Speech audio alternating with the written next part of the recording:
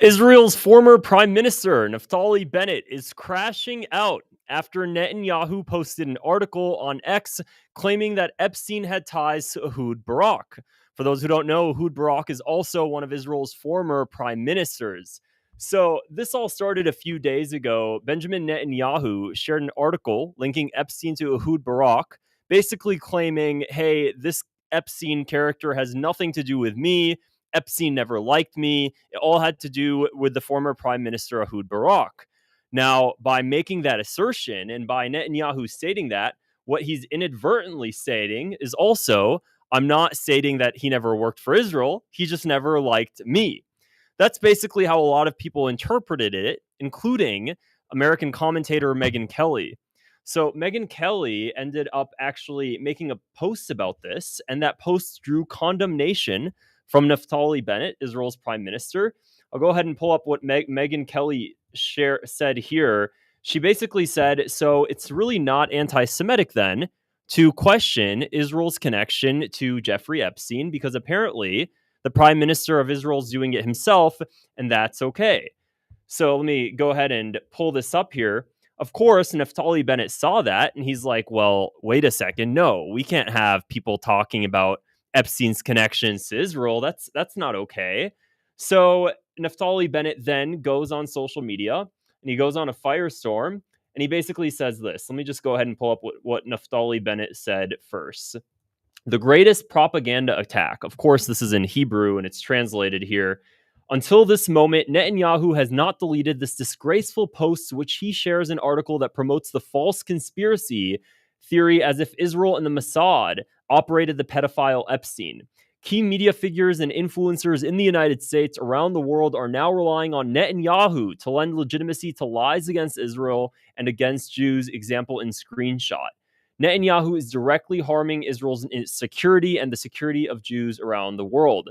So here's actually the tweet that Megyn Kelly put out. And she said, so I guess it's not anti-Semitic to ask if Epstein is an asset for Israeli intelligence, and we shouldn't just take Ehud Barak's word for it. Got it. Netanyahu posting an article that argues, in quotes, new emails between Ehud Barak and Epstein should mean, at a minimum, an end to the widespread taboo of even asking questions about the billionaire sex offender's links to the Israeli state. Epstein brokered security deals for Israel, and he had a close friendship with one of its former prime ministers and military officials, and apparently even secretly involved himself in the country's elections. If it were any other country, it would not be remotely scandalous to wonder out loud what it could all mean. Holy shit. Somebody's just saying it. Finally, the one thing that everybody with 2 eyes and 2 ears easily could tell is now coming out to the public. And wait a second, the Israeli officials aren't so happy about it because now people are catching up to all the crazy shit that they've been doing in this country. So, of course, he's going to go ahead and lie about this entire thing just being a made-up fairy tale and none of it being true. And he actually did also, on top of that, respond back to Megyn Kelly's posts as well. And I believe I favorited it somewhere. So here we go. He responded back saying, Megyn, you're a decent and honest journalist. When this conspiracy theory first surfaced that Israel supposedly used Epstein as an agent, I decided to check it out. Wow. After all, as prime minister, I oversaw the Mossad, and if it were real, I would have likely known about this. So I checked with 2 former Mossad chiefs and another former prime minister whether anything like this had ever happened. No, it never happened. 100% untrue. Since Pollard in the 1980s, Israel has not operated on American soil. This is a simply false theory. I have no personal stake here since the period in question was long before my tenure. I'm just describing the truth. Guys, an Israeli prime minister stated it's false. We have to believe him. We can't ask questions. From this point on, it's now anti-Semitic. Thank you. Thank you, Prime Minister, for clearing that up for me. I really believe you because apparently, if Epstein was somebody that was used to give blackmail to the Israeli state, then of course the Israeli Mossad is just going to come forward and say, "I'm sorry, America, it's true. We had a pedophile blackmailing and using American children so we can get compromising information. We're going to just own up to it right now because the former prime minister of Israel asked us to. So, yes, we did it. Oh, wow. Okay. Thank you for being so honest. That's the kind of reaction these people are expecting us to give them. In what fairy tale does his words lend any credence, any sort of credibility whatsoever? Absolutely none. Absolutely none. But that's kind of how the Israelis are, and because obviously because his words don't mean trash to anybody, now anybody that thinks otherwise is going to be labeled as anti-Semitic. But that label is also really not working too well for the Israelis. Of course, people are just going out saying, one comment I found pretty interesting on this: since the Pollard affair in the 1980s, Israel has not operated on American soil. LMAO. Of course, yeah, the Israelis definitely have never done spying operations in the United States since the 1980s. What are we even thinking? Absolutely never. It's not like they have a lobby here. It's not like they have the ADL, which is basically an extension of the Israeli government. It's not like the Mossad doesn't have assets here in the United States doing its bidding. Absolutely not. Absolutely not. It's not like the Israelis had any intelligence around 9/11. Absolutely not. Absolutely not. It's all a joke. So, anyways, Israel's other former prime minister, Ehud Barak, that I previously mentioned, also was finally called out. He was just asked straight up about his relationship with Jeffrey Epstein, and it's on video here. So take a listen to this. Helpful. My name is John. Thank you. Over here. That wasn't helpful. My name is Justin Ling. I'm a columnist at the Toronto Star. As you may have seen, Benjamin Netanyahu just posted in the last couple of hours a piece by Jacobin magazine, what a world, entitled "Jeffrey Epstein Claims to Have Meddled in Israel's Elections," that features you quite prominently in the piece. I'm wondering if you'd like to respond and what you make of the Prime Minister sharing this type of content about you. The publication was in a kind of publication named Jacobin or something like this, which is extremely anti-Semitist and extremely anti-Israeli publication. I promise I will get through this with you guys, but how quickly did it take him for this dude to say the paper was anti-Semitic because it talked about Jeffrey? Like, you can't. It's kind of the go fall. Like, oh, you caught us doing an intelligence operation that's anti-Semitic. So, okay, let's keep playing. Publication. I wonder how it comes that the Prime Minister found the time to identify it. Probably it was held by his son, who spent his time now not in the front but in Miami, and the whole story is nonsense. It's probably Epstein tried to aggrandize a little bit his role and his activities and so on. I regret of ever meeting him. I was introduced to him in 2003 in a public event by Shimon Peres, and the event with hundreds of Americans, including the Clintons and many others. And I was quite friendly with him for years, met many times on business issues and others. This story of intervening in Israeli election is total nonsense. Okay, guys, Ehud Barak said it. We have to believe it. Now, keep in mind, what comes when you think of Ehud Barak, you might remember Virginia Giuffre, one of Jeffrey Epstein's victims, who stated that a former Israeli prime minister actually abused her. Of course, many believing that it was this man right here, this man. And while she was yelling Jeffrey Epstein to try to intervene, he said, just stop, just accept it.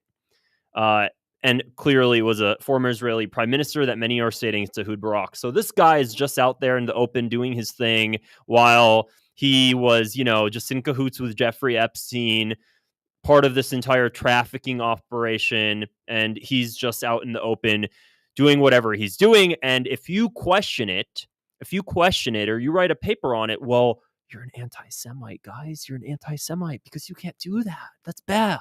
That's kind of how this sort of thing goes. So Oh, what else is there to say? Jesus. So there's let's see what Drop Site News here had to write about this. Let me scroll up here for you guys to see that. Again, this is just Prime Minister Ehud Barak saying it's not nonsense.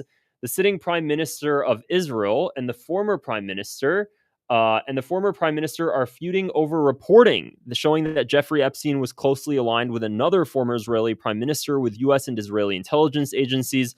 If you just relied on news from the New York Times or CNN, etc., you would not know this is happening. Isn't that absolutely crazy, though, that we have all of this information, that the link between Jeffrey Epstein and Israel is so obvious, and yet not one mainstream media will pick this up. Not one. Fox News, CNN, absolutely not. They refuse to go there. But everybody knows. Everybody knows, and the mainstream media won't do it. Well, why? Well, who owns the mainstream media? Of course, it's the pro-Israel interests. So you're never going to hear it from them. And I think that's why people are so fed up with this mainstream BS. Because if you're not reporting on the most obvious facts and you're trying to skedaddle around this Jeffrey Epstein thing without mentioning who he was working for, then you have no legitimacy, no credibility whatsoever. So, it's going to be fun to see how things unfold moving forward, because I do not think that this is going to be the last we're hearing of this whole Jeffrey Epstein saga. Of course, hopefully we'll be seeing the files get released here soon. And you might have also heard that recent clip with Thomas Massie. I think it was actually done today, where Thomas Massie was saying something along the lines of he thinks that Epstein, of course, was working with the Mossad and that Israel has an interest in making sure that the files don't get out. Let me see if I bookmarked that to show you guys. I hope I did somewhere in here. If not, then I'll just show you. Oh, yeah, I did. It's right over here. Let me go ahead and play this here.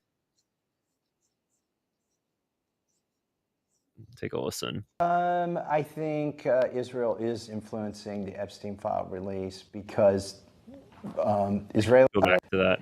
Do you believe Netanyahu's involvement with Trump is influencing the decision of the Epstein file release? I think Israel is influencing the Epstein file release because Israeli intelligence and our own CIA was wrapped up with Epstein. And so it would be embarrassing to our own intelligence agencies as well as Israel's intelligence agencies for all that to come out. And if you notice, there are a lot of bots online and people who are paid.